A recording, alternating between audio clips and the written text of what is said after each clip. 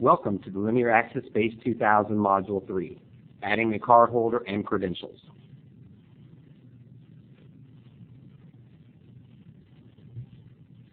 Once you open up AccessBase2000, you are directed to the cardholder screen. We have two cardholder sets already installed, All Access and No Access. If I took a person and put them on All Access, they have access to everything on that property 24/7. If I put somebody in No Access, they don't have access to anything on that property within that cardholder set. What we recommend is creating your own cardholder set, and to do that, we just click on the two yellow people with the green plus sign. As you can see, once I've done that, I've created a new cardholder set, and we need to name it. For this example, I'm going to call it Residents, and these are where all the residents of this property are going to go. You'll notice to the right of Residents, the door validation groups. Right now, we're on All Access. A door validation group is an access level that will dictate which doors people can get into or which portals they can get into and what time and days they can get into those doors. For this module, we're going to leave it at All Access. Module 4, validation groups, will be following this seminar. It's time to add our first cardholder. We see the icon with a single yellow person and a green plus sign. If I select it, my first resident comes down. If I select the resident, I've got some data fields I need to input. I need to give them a first name, a last name, and also a home phone number. The home phone number is the number that that panel will dial to try to access that resident. Last name and a home phone number, I'm ready to add credentials. And a credential is either a transmitter, a card, an resident, a transmitter. So I select the transmitter button. There are two different ways to assign transmitters and cards. I'll show you both. The first way is to assign a new individual transmitter. So in the lower right, I select Assign New Individual Transmitter. A block-coded transmitter has a white sticker on it. It's either on the bottom or on the back of the transmitter, and that's the code that's embedded into that transmitter. What I need to do is look at that sticker and type that code into the transmitter ID box.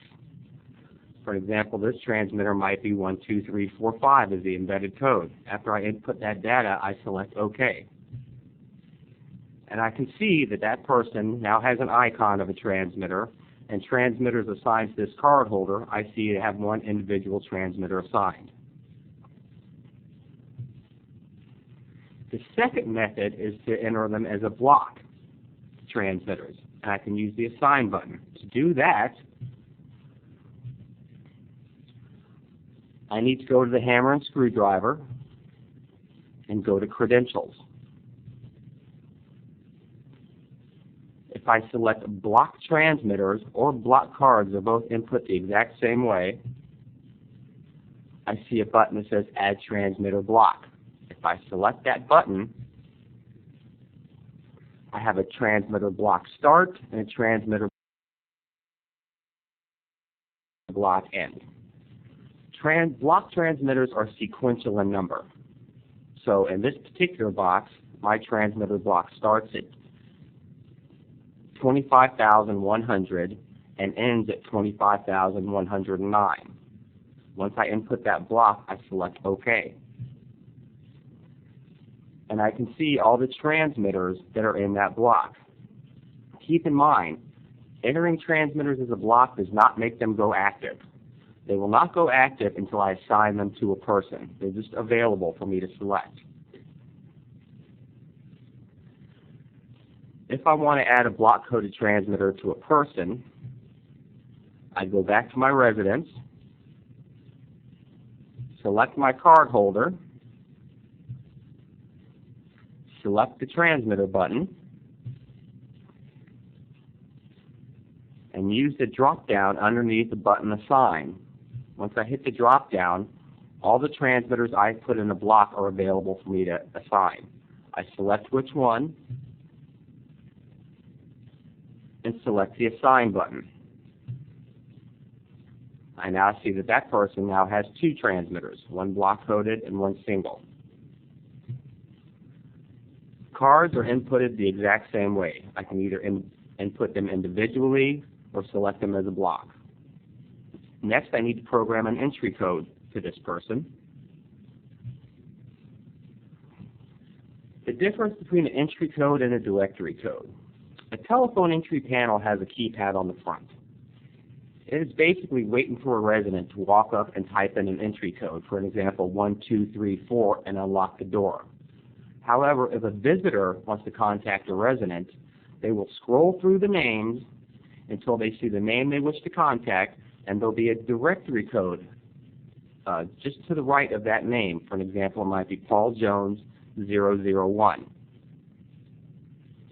I would type in 001, and that panel would call the pre-programmed telephone number and put it into the database so I can let the resident in. To input an entry code, I select the entry code button, and I just type in what entry code I wish to give that resident. The entry code can be 2 to 8 digits in length, and they don't all have to be the same length. I can have some entry codes 3 digits, some entry codes 6 digits. It really does not matter. After I input the desired entry code, I just select the Assign button,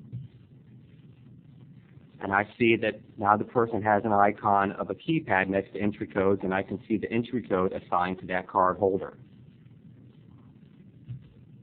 Next, I'll select directory code. After I select the directory code button, 001 will become available if it's the first directory code. The next available directory code will become available. I can either use that one or just type in whichever one I choose to give. After I type in the directory code, I just select the Assign button, and now that person has a directory code.